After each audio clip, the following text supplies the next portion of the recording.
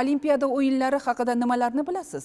Qadim zamonlardan boshlangan bu ulkan sport anjumani ortida qancha tarix, qancha sirlar borligini eshitganmisiz? Keling, birga Olimpiada haqidagi eng qiziq faktlar va kutilmagan voqealarni bu qiziq sahifamiz orqali bilib olamiz. Afinada 1896-yili o'tkazilgan birinchi zamonaviy Olimpiada o'yinlarida birinchi o'rinni egallagan atletlar lavr bargi va kumush medallar bilan taqdirlanganlar. Qizig'i, ikkinchi o'rin egalariga bronza medallar topshirilgan bo'lib, uchinchi o'rin sohiblariga hech qanday sovrin berilmagan. Parij Olimpiadasi 1900-yili Parijda o'tkazilgan Olimpiya o'yinlarida birinchi o'rinni qo'lga kiritgan sportchilar oltin medal o'rniga suratlar bilan taqdirlangan edi. O'sha paytlar bunday sovrin juda qimmatbaho sanalgan. 3 o'ringa 3 ta medal. Sent-Luis shahri Olimpiada tarixida ilk bor birinchi, ikkinchi va uchinchi o'rinlarga muvofiq holda oltin, kumush va bronza medallar taqdim etgan musobaqadir. Bu voqea 1904-yili bo'lgan edi. Olimpiada mash'alasi. Har 2 yilda Olimpiya shahrida an'anaviy grek libosiga burkangan ayollar Olimpiya o'yinlari mash'alasini yoqadilar. Mash'ala maxsus optik qurilmalar bilan quyosh nurlari yordamida yoqiladi. Shundan so'ng Olimpiada ramzi bo'lgan olov Gretsiyadan mezbon davlat tomon uzoq yo'lga chiqadi.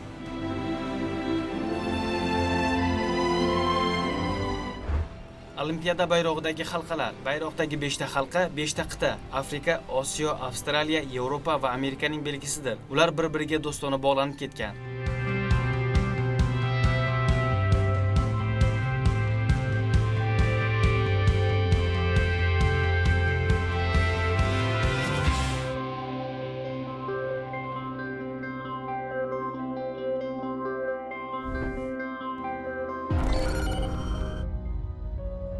Ayollar ishtiroki. Ilk bor o'tgan Olimpiya o'yinlariga nozik xilqat vakillari qo'yilmagan. Biroq tez orada, ya'ni 1900-yili Parijda o'tkazilgan Olimpiadada har bir jamoada ayollar paydo bo'ldi. Aytish joizki, o'sha paytlarda tribunalarda hozirgidek tomoshabinlar kam bo'lib, asosan sportchilarning o'zi kuzatuvchi bo'lganlar. Olimpiya oltin medali tarkibi. Toza oltindan quyilgan Olimpiada medallari sportchilarga so'nggi bor 1912-yili Stokgolmda berilgandi. Shundan so'ng hozirgacha yuzasiga tilla suvi yuritilgan medallar topshiriladi. Olimpiada va televideniya. Tomoshabinlar televideniya orqali ilk Olimpiadani Berlin 1936 musobaqalarida ko'rganlar.